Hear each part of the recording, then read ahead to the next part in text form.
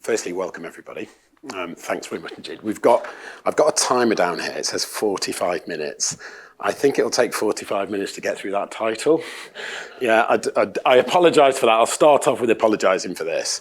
My name is Nick Archer. I'm the Managing Director of our DHL's Consumer and Convenience business in the UK. So for anybody that was having dinner with us last night, you might have heard Bart talking about, he was talking about enterprise leadership.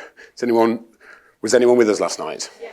Yeah, so when he started talking about enterprise leadership, I think this can easily get translated to creating resilience to support growth. So that's probably the easiest way of describing it, but the marketeers got hold of the title. Anyway, so we're going to spend a little time talking about how automation can create resilience. I think it's a really, really apt topic at the moment. And then I'm going to get joined for the last few minutes by Luke Bellinger, the Commercial Director for Mars. And Luke is going to just help us bring to life a real life case study and just validate some of the findings that I'm going to talk to you about shortly. So this is unvarnished, unrehearsed. So you can say whatever you want. First of all, I'll just tell you it's about Mars' Project Gateway. It was a collaboration between DHL and Mars. We've ended up with 2 automated warehouses, the biggest warehouses in Europe. But I'll start off, Luke, by asking you, can you describe the background of the challenge that Mars faced with its existing historical network? Okay, so we started this back in 2019, I think it was. We had a 3 DC solution that worked, and so good 3PLs, nothing to kind of sort of badmouth them, but we were essentially full. And I suppose fortunate to work for a business that had the appetite and the ability to set significant growth targets. So they wanted to double their size in the next 5 years. So we knew we had to have something that was fit for future. And I think there was a point of just sort of doubling what we have probably wouldn't meet the needs of what we felt the challenges we'd see in 2030 at the time, or 2025 now. Got it. And it was a unique procurement approach. So how you went and asked the market the question and how you asked yourselves internally the question, how can you describe that procurement approach?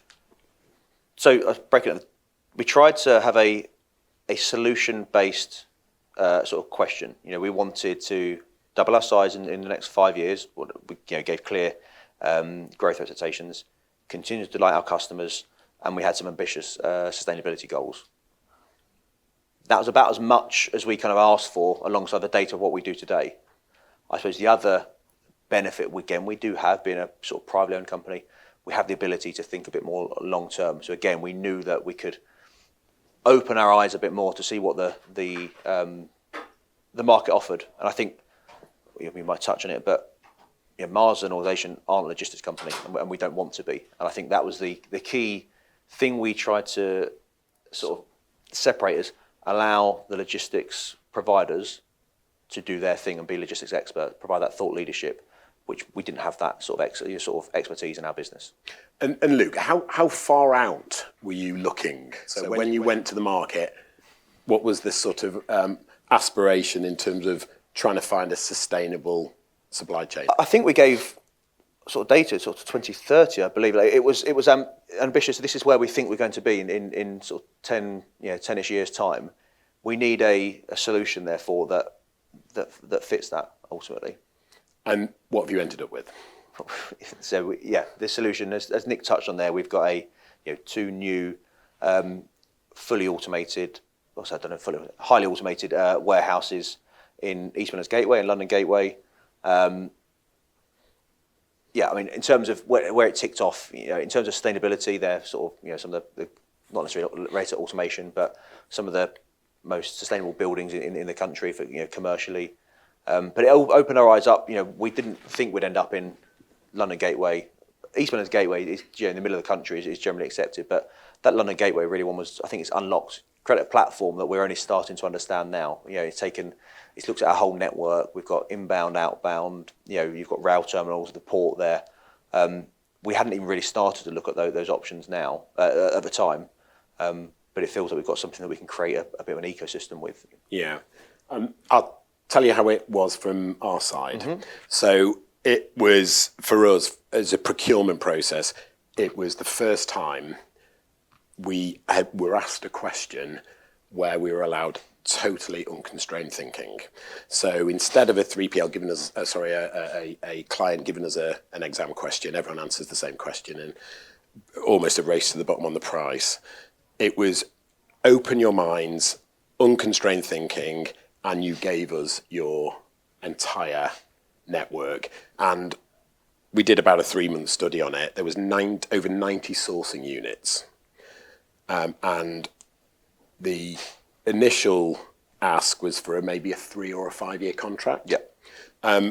We ended up, DHL ended up investing probably over 300 million into 2 automated facilities. It's a very long commitment from Mars. And for us, it's probably been the most rewarding process of collaborating with a partner to come up with something. And we were looking 2035 and 10 years beyond that. So from our side, I've not come across it since. It was only 2022 when we first went live, but it was a fantastic process with the way procurement asked the question. But it was a journey. Yeah. We certainly didn't go in thinking, right, let's consider these 10-year contracts. That wasn't where we were at. Automation was something we knew of, but again, I don't think had really, just didn't have the expertise within our business to really understand it. The idea was, this is what we've got, and we had the option to stay like that and continue, but that was the proposal that came back. It forced us to think a bit differently. Don't get me wrong, it's not an easy kind of sort of, it has to go right to the top to get approved, but again, fortunately, we're in a business where we can make those sort of longer term strategic decisions. Yeah, and so what impact has the move from total manual operations into automation, what's the impact it's had, and why did Mars and the industry, for that matter, see it as a success? So, if I start at the end, the ultimate success measure, we had the Q4 just gone. We had our record sort of throughputs with, I suppose, in logistics, you only have when things go wrong, right? And we didn't. We had a very quiet Q4 despite our record volumes, which is, for me, the measure of success. In terms of throughout the year, we have, and again, you'll know the stats more than I do, but substantially less labour than we would have in manual operation, which again provides a bit more sort of certainty. And as you said, it can be a bit more formulaic about the costs associated. And commercial conversations are always difficult. That's automation doesn't change that, but it does give you a bit more certainty of where those costs are happening. I'm trying to think of it. Where else? I suspect the environmental challenge. In terms of environmental, I touched on it earlier. Yes, and I think the actual network it took about 1 million miles off our network, about 7% saving, which again, fantastic. And at the time, it seems almost commonplace now, but at the time that was significant. But it certainly is the platforms. A lot of the stuff we're able to do now, Mars, I think, is probably at the forefront of trying. They're setting their targets for sustainability, and certainly in the UK, these facilities have created a platform for us to sort of start looking at various different options, whether it be multimodal, and different customer bases. But overall, it's hugely positive, and we don't have I feel like we don't have the spikes that we kind of sort of necessarily used to have, and there's other potential challenges come from it. But Q4 is, for me, is how we measure our success. And knowing the recent announcements with potential acquisitions, I get that it's going through process at the moment. Did you have that as an end in mind and the capacity to be able to respond to that? Yeah, look, can't talk about sort of potential acquisitions, but the whole point was that there was this ambitious appetite for growth. So regardless of what's happening now, I suspect there'll be further kind of sort of appetite and options for growth. And that was always the plan. And as you said, we've got an opportunity, or we're in a situation where we can make those sort of acquisitions, and it doesn't mean we're having to tear up our network or the whole point of these big automated sort of warehouses, whether we could be work with DHL and have that potential to grow over that period. But again, it meant that we had to be strategic. We had to kind of sort of commit to a longer term deal and share with you our ambitions, so that you could then provide us that solution. And so we were talking about resilience earlier, and we were talking about it last night. So does resilience to Mars mean having that capacity to grow and improving throughput? Are there other meanings to resilience in your business? Yeah, I mean, no, pretty much aligned with that. The ability to grow, the ability to, you're never going to completely negate the impacts of what we see in, macroeconomics, but it does provide that sort of greater certainty. And I think it's probably forced us in a positive way to think more about our end-to-end supply chain. We've had to look at what goes into that warehouse to make sure that's, appropriate. And actually, our customers are going that way as well. Automation is not just our thing. So we've got customers that are doing it. So again, being able to regulate with transport management, whether it be pallet conformance, it feels like, that is the way the industry's going. We just happen to sort of, embark on the journey sort of pretty early, I think. Really early. So bearing in mind the audience, some people are engaged with automation, some aren't. What are some of the key factors that they should consider if they were thinking about this journey? I mean, so the first, as we touched on there, that you have to think end to end. You have to see what's coming, and we've learned. We didn't get it right straight away. We've learned that journey, but you have to make sure that your whole supply chain is set up for an automated solution. I would also say, and that my key point, that automation doesn't replace the need for logistics experience or humans that understand the logistics operations. Culture is still important with operation. And we perhaps at the beginning, everyone's learning that journey, kind of thought maybe automation would just work, but it didn't. You still need that logistics expertise to augment the automation to make it successful.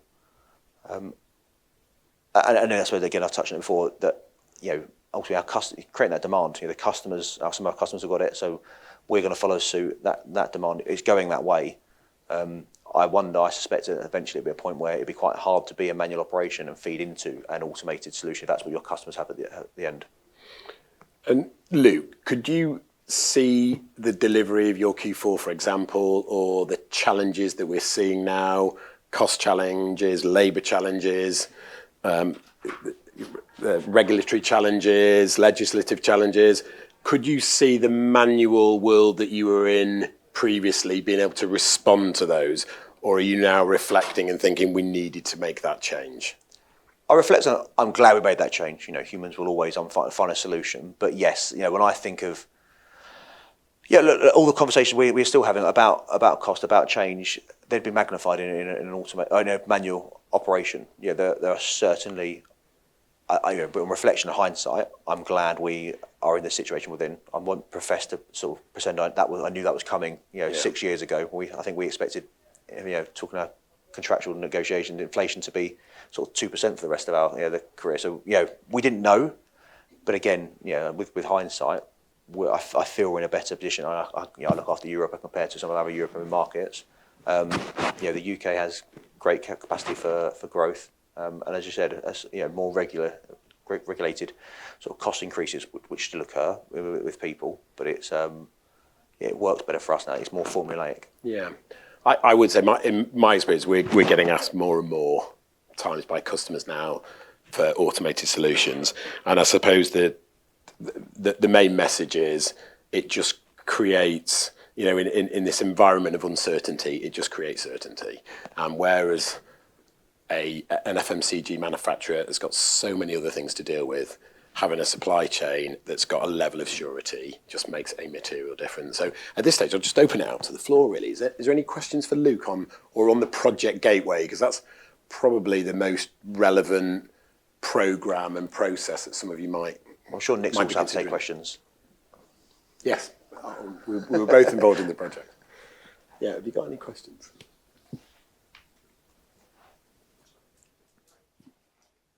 Sounds great, guys. So well done for the project. Question is, to do the proper automation, you need a scale. So is the solution dedicated to Mars? So it's multiple customers which are working together to cover your high fixed costs? Very good question. We built 2 shared user warehouses. So originally, Mars had the scale for a dedicated warehouse. So I would say automation to pay for an automated facility, you probably need maybe 100, 110,000 pallets, something like that, I would say, and planning for over 36 metres. So automation can go to about 44, I would say 36, 38 metres, that type of density. Mars, we're looking 2035, 2040. So we built 2 warehouses. One's 220,000 pallets, which is 38 metres high, and we've got one in London, which is, I'm going to say, 140, which is 42 metres high. So both of them will be shared user, and both of them we built them with capacity. So yeah, that was the deal. You mentioned that automation helped you with sustainability. So I'm thinking about sustainability not from the long-term point of view in terms of improved supply chain efficiency and generating profitability, but from the environmental point of view, like how did it help in reducing planet-driven factors, for example? Thank you. And it's a good question that I suppose when we talk about our sustainability, it's the solution. So I suppose I'm not as much of an expert on taking the comparison between a manual and a automated warehouse. Perhaps Nick sort of more detail on that. But for us, the overall solution, when we talk about what was our network, we had 3 warehouses across, all based in the Midlands. We kind of thought we'd always be there. The heart of logistics often in the Midlands, and actually that was a big step for us to, again, which DHL kind of sort of took upon, went a bit wider. What's coming into your network, and therefore where do we locate your distribution centres? And therefore took those miles off the road, which are the key benefit. The actual facilities are, I think, are BREEAM outstanding and BREEAM very good. So the facilities are very good, which again was better. We didn't have that in our manual operation. I'm not kind of sort of technical enough to talk to you about the kind of sort of benefits between an automated or manual shed and the benefits, but I know so the environmental initiatives they've got in those warehouses are fantastic and beyond certainly what we had before. Yeah, so the density, everybody wants efficient operations as well as, sites that are efficient. The density helps for sure. But the site in London is BREEAM. It's in the top 1% of all commercial buildings in the UK. There's 5,000 solar panels on the roof. It's, is as efficient as you get. And BREEAM, as you know, although it's an ESG, a global measure, it's not just the environmental sustainability, it's the economic sustainability and the sustainability in the local economy and the communities and the schools we work with. And so, the whole sustainability is just linking in with all those different aspects of it, and BREEAM grade it in those ways, economic, social and financial as well. So, yeah, but it's a good question. We did take 1 million miles off the road. There's just one other little point on that. So I remember Mars telling me, Nick, I can categorically guarantee we've got 34 sourcing units, 34 different ways of product coming in. When we finished counting, there was about 117. We got it down to 92, and we did a supply chain map, which took 3 months. And we showed it Mars, and they said, oh my God, we have never seen anything as complex as that. And we said, no, that's your we've mapped your supply chain. And we started through the process of just unpicking, simplifying. That clearly would have taken cost out, but it was also making it so much easier that these 2 warehouses became sort of like the catalyst for a transformation. So we built 2 automated warehouses, but transformed the supply chain. And one of, I suppose for me, one of the probably the most rewarding things was putting a co-pack factory in the middle of the warehouse. So we built a clean room, hermetically sealed, AAA food grade clean room right slap bang in the middle of the warehouse, linked to the automation. Got 117 different production lines running in there, 117 different SKUs, everything from making celebration tubs, automated celebration tubs, layer picking, robotics. And that allowed, and I don't know the answer, and I'll never ask you the commercial question of how much time it's taken out of the supply chain, but I certainly know that the response of from a retailer, a grocer, on it might be on a particular multi-pack, it might be on something selling particularly well, celebrations, tubs, etc. Our response will be immediate because we're right in the middle of the warehouse. So we're almost made to order after the original line fill. So it's linked to the automation. It comes straight in. The whip stock, all the raw materials, the packaging is in the automation. It comes straight in via the conveyors. We will rework it back into the automation and then back out onto the gravity lanes. So I suspect that's taken days and days and days out of the supply chain and a huge amount of inventory. And that is all sustainable. Total sustainability. Thank you.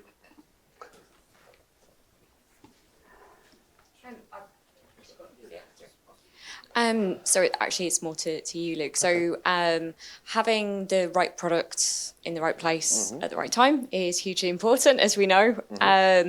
So I suppose slightly different, but how do you make sure that the product is in the right place at the right time with the two separate warehouses, based on, are you looking at regional demand patterns? What kind of thing are you doing to ensure that happens? So you are stepping outside of my kind of expertise. Apologies. But we do have, I suppose we had 3, so having 2 makes it, I suppose, somewhat easier. In you've got 2 locations. We do have movement between the 2 warehouses. We try to reduce it. I touched on this kind of.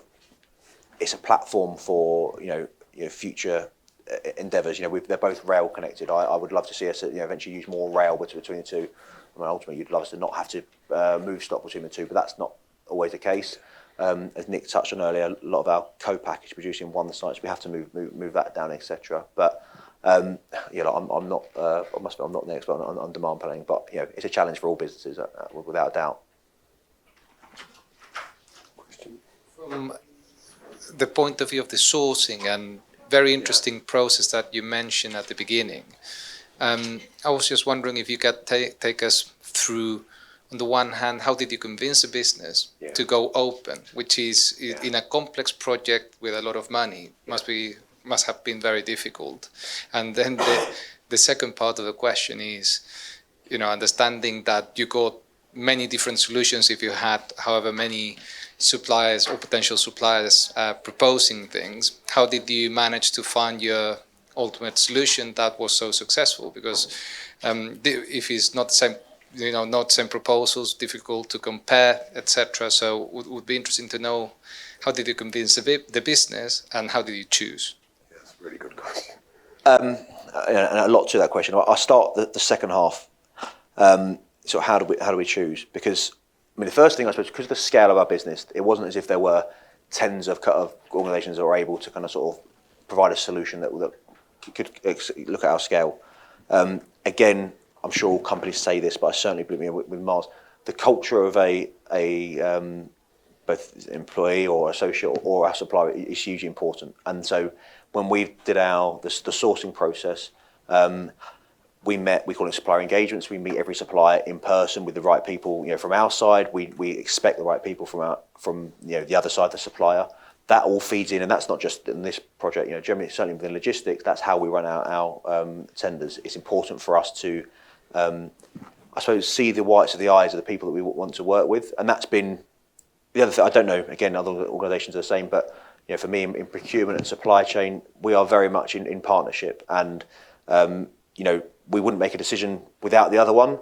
And I'm not even sure really there's a kind of sort of a hierarchy. We need to find alignment, and so whilst it's easy for someone like me in my role to look at numbers and judge things on the commercial side of things, just as important is convincing the supply chain team who are part of it at every step that this is the right partner to work with.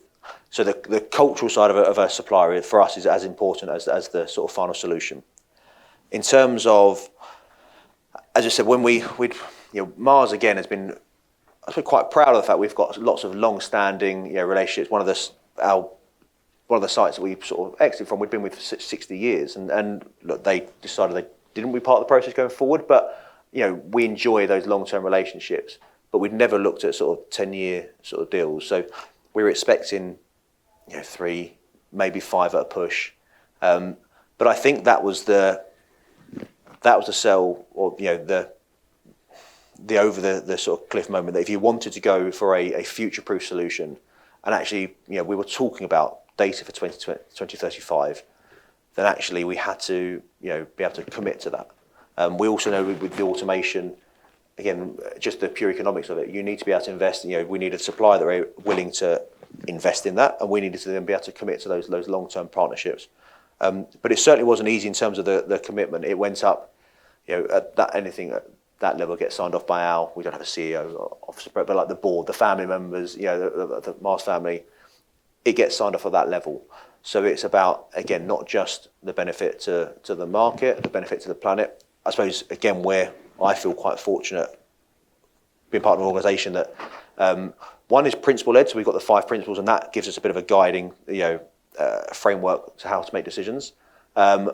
But also quite clear in our expectations. The owning family have set us the target, our sustainability targets. So again, it's quite clear what the expectation is of our business.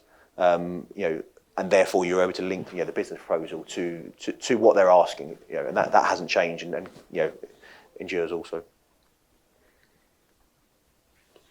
Yeah, I think you want to. Can you throw the? I felt, by the way, just before you start, the selection process, it was almost, the first round was, I guess we all answered the same question. And a standard Mars, or a standard question that we get, we all responded the same. And then it felt like you picked a partner based on those, then it was right, go for it.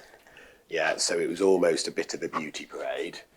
I'm not saying that I'm very good looking at all, by the way, but it was that type of process, and then we really let rip. And it was a wonderful experience to have a manufacturer let us into their business like that. What Nick's not telling you is that actually initially he didn't believe that we were willing to look at the sort of long-term solution. So my understanding is after round 1, Nick thought it was a benchmarking exercise and not necessarily worth investing time in. But I'm glad that you made some mistakes are worth making. Yeah, there was a little bit of that. Yeah, but yeah, straight away it didn't take long to realise they were really serious. They were really serious, especially when they showed us their complex network. And I thought, wow, okay. And at one point, Mars and DHL had over 150 people working on the solution. Really lots of thought leadership, and that's when I thought this is going to be super. And there's just a couple of little nuances. We built those buildings in COVID, so it was quite astonishing. The spade went in the ground literally months before lockdown, and we managed to do that, which is quite hard from home on Zoom at the time, managing to build 2 automated builds on Zoom, and watching it just come to life. Yeah, so it's fantastic. Thanks. I was going to say, obviously, automation brings, like you say, the benefit of some certainty, etc. But also, when people invest in automation, there's a risk of rigidity and lack of flexibility. Yeah. Given where you are now, is there anything you do differently looking back, guys? Or any key learnings you want to share? You're not wrong in that you lose the ability to peak as such. I go back to my point. We've had to adapt, maybe a strong word, but create an end-to-end supply chain that works for automation. Automation has all these bags of potential, and therefore you have to create the kind of sort of the upstream supply chain to realise that. And we're not there yet. We would put record volumes through in Q4 and navigated that. I suppose the argument would say that we had to know about it in the past. You may have been able to sort of throw people at a solution. We don't necessarily have that. And as I said, it was a learning curve. Let's not pretend that we kind of sort of went from day one and it worked. We've had to. The biggest thing for me, the biggest learning was how important people still are in the operation. Quality for us, is hugely important. You need people to create a quality culture to make it work. Those nuances. As Nick said, we have things coming from all over the place that aren't always perfectly in a pallet with a label in the right place, etc. You still need that human resilience to be able to again realise the potential of automation? I think it's a cracking question because we're building now. We've just bought a big 100-acre plot of land in Corby with planning 4 plots with planning for 40 plus metres on it. So the one, I would say, the yards have got to be bigger. So you get a traditional warehouse and a yard is always just in time trailers are going to come in and out. With automation, you need a much bigger yard because you want to load ahead. You really want to smooth out those peaks and troughs. The first warehouse went live was at East Midlands Gateway, which is part of the rail network, the rail hub, the strategic railhead at East Midlands. The second one was at London Gateway, which is part of the strategic port there. And we've built co-pack facilities, or I'm going to say sort of direct to consumer facilities that aren't used at the moment. So we've built 2 45,000 square foot what I don't know about beams and weights and equipment now, and low-level harmonics for equipment and measuring equipment on 2 levels. We've got 1 in London and 2 in East Midlands Gateway, just to try and future-proof that. So that was, certainly looking ahead. We put in automated vehicle offloaders, too many of them, and we've taken them out. And I'd say the other change that we made, not enough level access doors, just for double deck trailers. That wasn't enough in the design. All the locations we've made, most of the automation locations 1.8 meters. I'd change that in the future so we can double stack pallets, etc. I'm just trying to think of another. They're all sort of tactical learnings. From a go live perspective, for the second warehouse, we moved and recruited the entire management team 9 months early and moved them all over into. We had the benefit of them working in East Midlands for 9 months, and we paid for that, so that was a really good investment. Any other questions? I think that's it, Luke. I think you've done a super job. Thanks for having it. I really appreciate it. Thanks very much indeed. If anybody's got a question that they'd like to ask about the process or about automation, then please just feel free. We're floating around. But thank you very much for your time. Appreciate it.